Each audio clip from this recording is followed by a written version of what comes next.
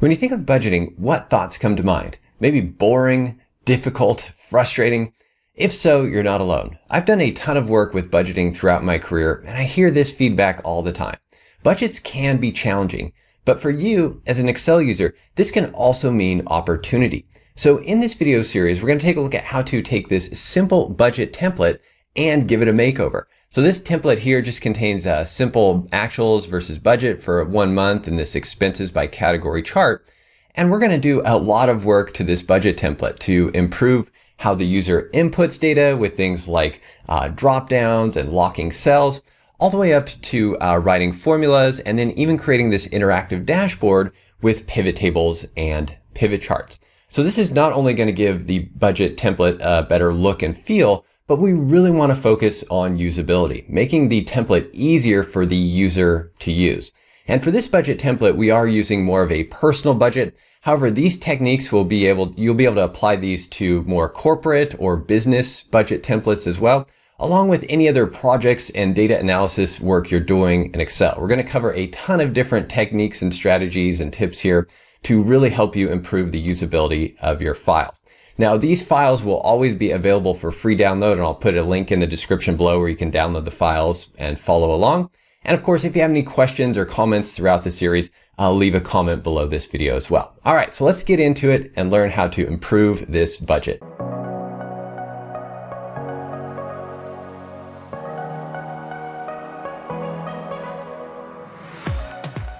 So the first thing we're going to look at in improving our budget template is how to lock cells for editing.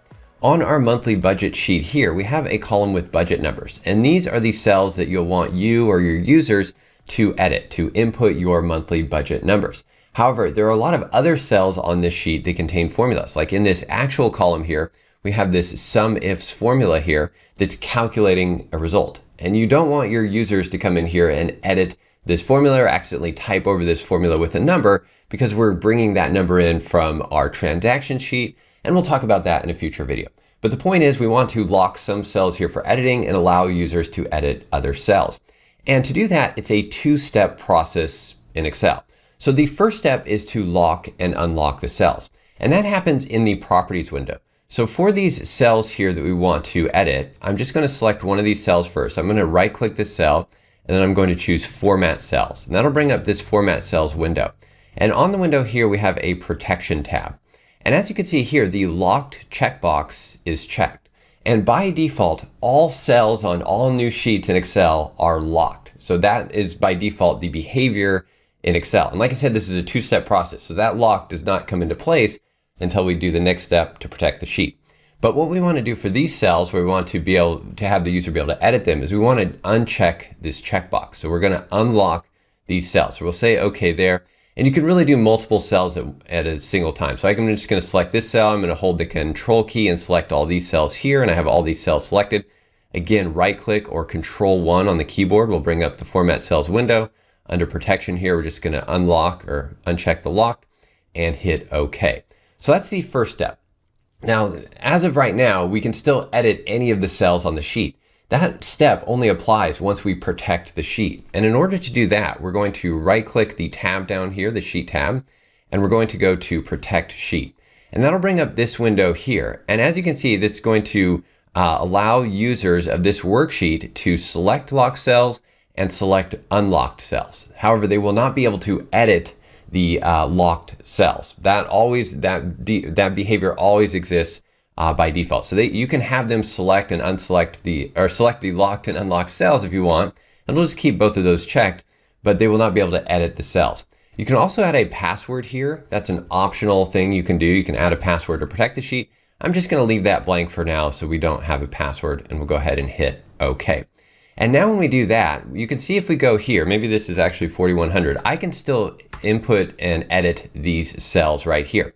However, if I go over to one of these cells, which again is locked by default, and I try to edit it, Excel is going to give me this warning just saying the cell or chart you're trying to change is on a protected sheet. To make change unprotect the sheet. So the only way we can go edit this cell now is by unprotecting the sheet. And in order to do that, we'll just right click the sheet tab and choose unprotect sheet. Now, since I didn't specify a password, I'm not prompted for a password. If I had specified a password, then at this point right now, when I tried to unprotect the sheet, I'd be prompted for a password. But typically when you're doing these types of budget templates, just protecting the sheet is enough to remind the user that they can't edit those cells. And even if you're the only one working on this, I still recommend doing this. When I was actually making this budget template, I accidentally edited some cells here and overrode the formula, which produced the incorrect results, and I was the only one working on it. So if I had the sheet protected at that point, it would have saved me from that error. And I want to share a quick bonus tip on how to determine if a cell is locked or unlocked. And we can do this through the Quick Access toolbar. So up here on my Quick Access toolbar, you can either right click it or click this little drop down and then go to More Commands. And that'll open up Excel options for the Quick Access toolbar. And I'm going to go to All Commands. And that'll take a second or two to load up the list here. And then I'm going to select one of those items and hit L on the keyboard to jump down to the items that start with L to just save a bit of time here. And we're going to scroll down until we see the Lock Cell option. And then we're going to click Add to add that over to the Quick Access toolbar. And then we'll hit OK here. And that's going to add this button up here to the Quick Access toolbar. And as you can see right now, this button is enabled because I have a locked cell selected. If I select this cell next to it, which is unlocked, you'll see that this button becomes disabled, or there's no longer that border around it. So again, I'll click a lock cell and then an unlock cell. So this quickly lets me know if the cell is locked or unlocked without having to go into the properties window. You can also use this button to lock and unlock cells. So this is another easy way to do that. Again, if you wanted to lock these cells, maybe we just want to lock these cells, I'll quickly select them. I can click the lock button, they're now locked. Of course, I want to keep those unlocked, so I'll click the button again to unlock those cells. And then once you're done making all the changes to the sheet, again, you'll want to protect it before you send it out to other users. So right click the sheet tab, protect sheet, and we'll just say OK. And now our sheet is protected. So again, locking cells for editing is a two-step process. You'll first want to make sure you lock and unlock the individual cells, and then protect the sheet to commit those changes and prevent users from editing specific cells. So I hope you've enjoyed this video. Of course, you can leave a comment below with any questions or suggestions. In the next video, we're going to take a look at creating a list of unique values for a drop-down list. So if you are new to our channel, hit that subscribe button and then head over to excelcampus.com/free to grab our free Excel Pro Tips ebook. Thanks again for watching. Have a great day, and I'll see you in the next video.